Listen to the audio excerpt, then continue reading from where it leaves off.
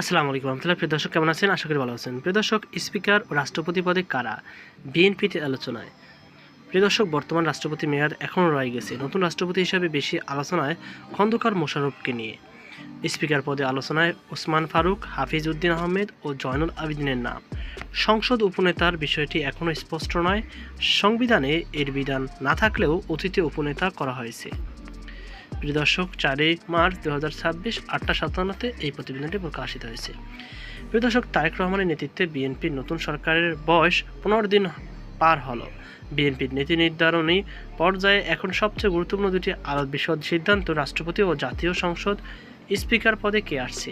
এ নিয়ে দলের নীতি নির্ধারণ পর্যায়ে নানা আলোচনা ও পর্যালোচনা চলছে। দলীয় একাধিক সূত্র জানিয়েছে, রাষ্ট্র ও সংসদের শীর্ষ পদগুলোর অভিজ্ঞ ও রাজনৈতিক গ্রহণযোগ্য মুখ বসাতে চাইছে দলটি। বিএনপির ভিতরে আলোচনা রয়েছেন কয়েকজন জ্যেষ্ঠ নেতা ও জ্যেষ্ঠ আইনজীবীর নাম।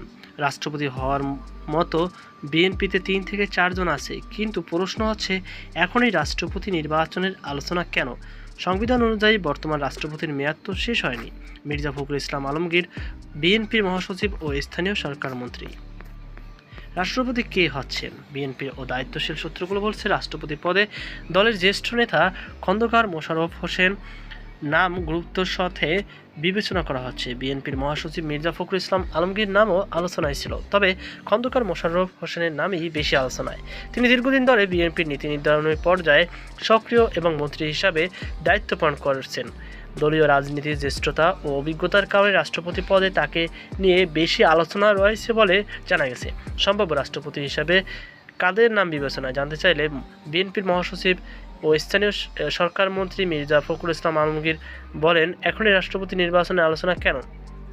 সে প্রশ্ন তোলেন তিনি। গতকাল মঙ্গলবার রাতে প্রথম আলোকে বলেন, রাষ্ট্রপতি হওয়ার মতো বিবেচনায় বিএনপিতে 3 থেকে 4 জন আছেন, কিন্তু প্রশ্ন হচ্ছে এখনই রাষ্ট্রপতি নির্বাচনের আলোচনা কেন? সংবিধান অনুযায়ী বর্তমান রাষ্ট্রপতির মেয়াদ তো শেষ হয়নি। তবে বিএনপি নেতাদের অনেকে মনে করেন, শেখ হাসিনা সরকার নির্বাচিত এই রাষ্ট্রপতি সরিয়ে নতুন রাষ্ট্রপতি নির্বাচন করা দরকার। এমনকি বিরোধী দলের দিক থেকেও বর্তমান রাষ্ট্রপতিকে সরানোর দাবি উঠেছে। সংসদীয় রীতি অনুযায়ী প্রধানমন্ত্রী সংসদ নেতা হন। এছাড়া সংসদ উপনেতা নির্বাচন করেন সরকারি দল। সংসদ উপনেতা নির্বাচনের বিষয়ে জানতে চাইলে মির্জা ফখরুল ইসলাম আলমগীর বলেন, বর্তমান সংবিধানের সংসদে উপনেতা নির্বাচনের বিধান নেই, তবে অতীতের সংসদ নির্বাচন উপনেতা করার নজির রয়েছে। বিএনপি নেতাদের কারো কারো মতে এর প্রয়োজনীয়তা রয়েছে।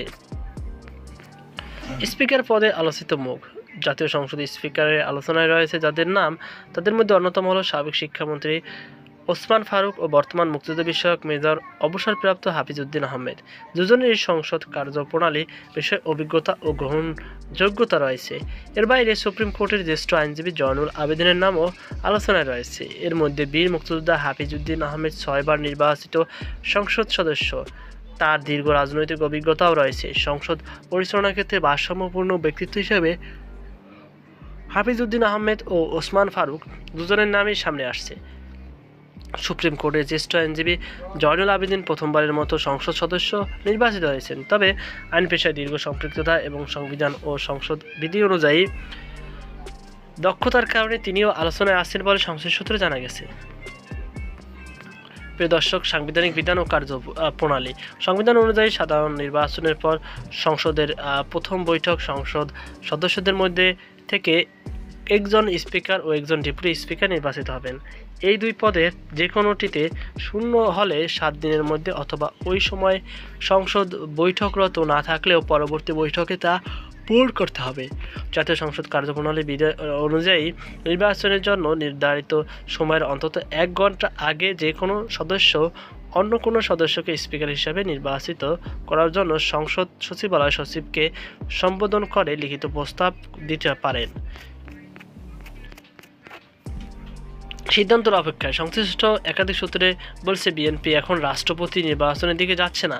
12 মার্চ ত্রয়োদশ জাতীয় সংসদ অধিবেশন বসছে। তার আগে স্পিকার ও ডেপুটি স্পিকার নির্বাচনের প্রস্তুতি নেওয়া হচ্ছে। ইতিমধ্যে সংসদের চিফ হুইপ ও হুইপ নির্বাচন করেছে বিএনপি। তো প্রিয় দর্শক, এই ছিল আমার সর্বশেষ আপডেট। সকল ভালো থাকুন, আজকে পর্যন্ত আল্লাহ হাফিজ।